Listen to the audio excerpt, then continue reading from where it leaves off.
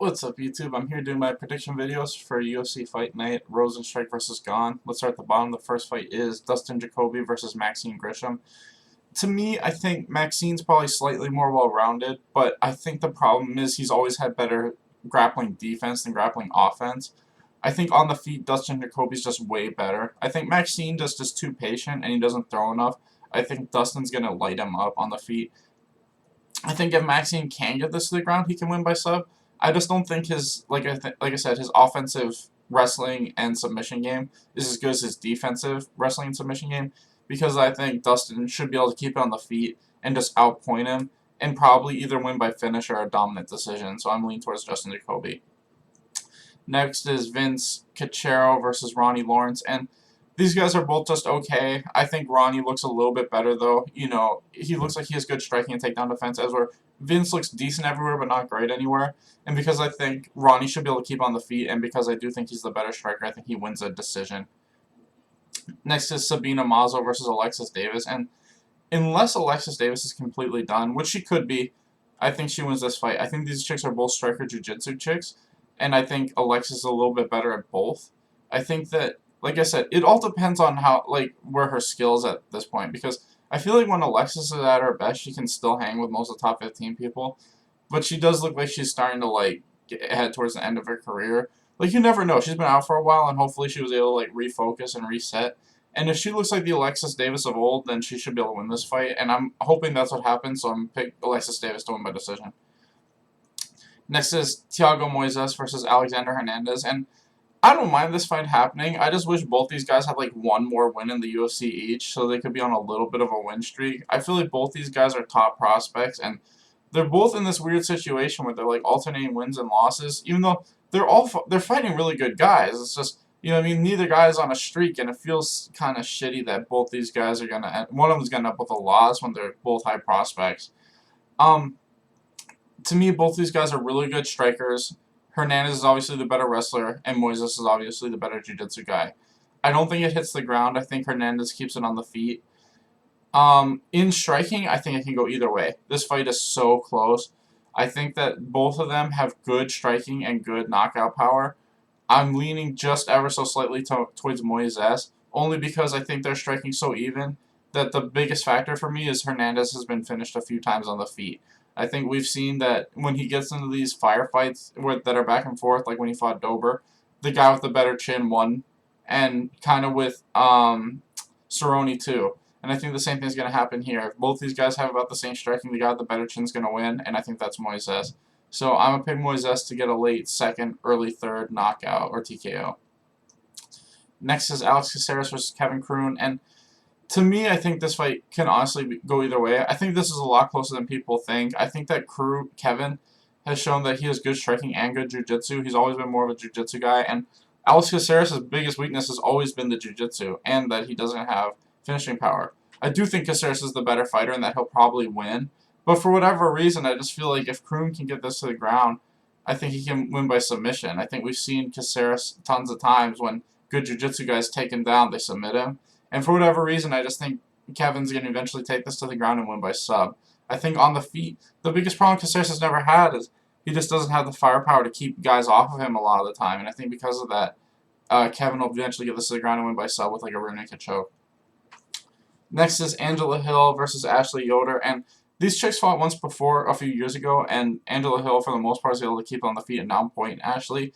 I don't see why the exact same thing won't happen, if not more dominant. I think Angela Hill has gotten better with her striking and better with her takedown defense. Once she's on the ground, I don't think she's that much better. I think she still has a hard time getting up, and she doesn't have the greatest submission defense. But in terms of her actual takedown defense and her actual striking, both those have gotten way better. And I don't think Yoder is this amazing wrestler. I think she's primarily just a striker jiu-jitsu chick. And I think Hill can keep this on the feet all 3 rounds, and I think Hill just outpoints her. I don't think she finishes Yoder. I think Yoder has decent enough striking to kind of avoid the huge shots. But I do think Angela Hill outpoints her in every round and wins a dominant 30-27 decision.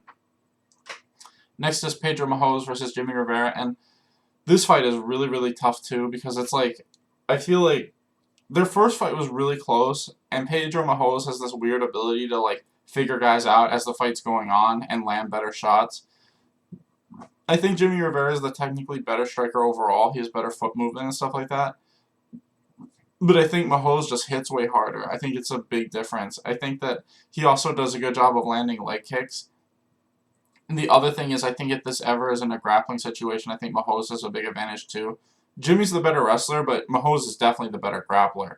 Like, I don't think Mahomes can take Jimmy down, but if Jimmy ever goes for a takedown, I think that Mahomes can kind of F him up on the ground. It's really tough because I think on the feet, if Jimmy can win the first 2 rounds, he'll win the fight. Because he could easily just avoid him for the third. And it's one of those things where how long can Jimmy stay away from him and be successful? Because like I said, the longer it goes, the more it favors Mahomes. Um, Not conditioning wise, just in terms of his ability to figure guys out. Like he's a little slower, Pedro, and but he hits a lot harder, and that's his biggest advantage. Is that once he kind of gets guys' timings is when he starts to really land on them. I'm leaning ever so slightly towards Mahomes just because I feel like there's more ways he can win by finish than Jimmy. I feel like Jimmy's really only way to win is if he catches him or if he just outpoints him for 3 rounds. As where I feel like Mahomes just needs to get some good combos here and there, and he could finish Jimmy with either strikes or a submission. And because of that, I'm just leaning towards Mahomes. I think eventually he'll figure out Jimmy's timing and win by either a knockout or submission. Next is Montana De La Rose versus Myra Silva.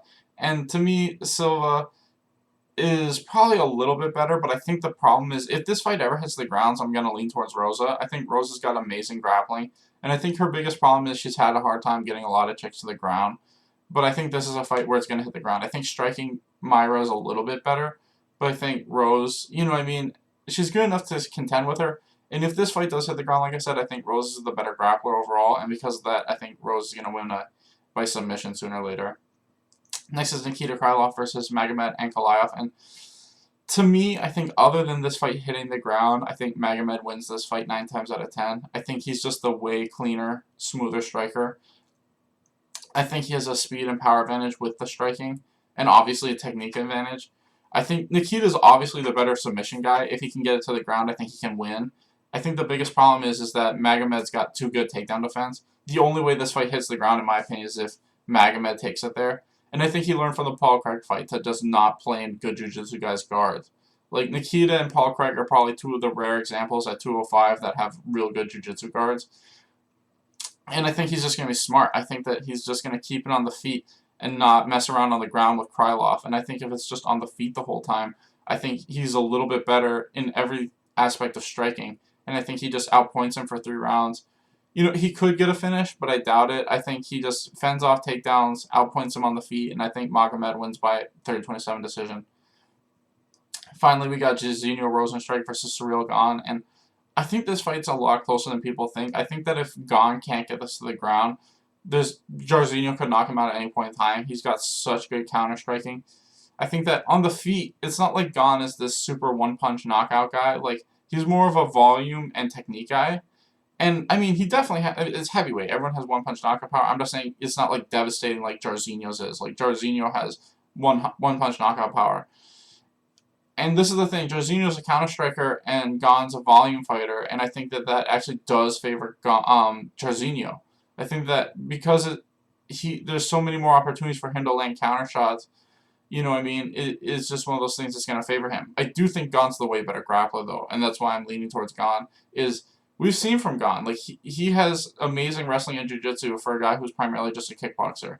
Like, all he has to do is incorporate that, and I think he can win this fight. I think if he can get this to the ground, he can win by sub.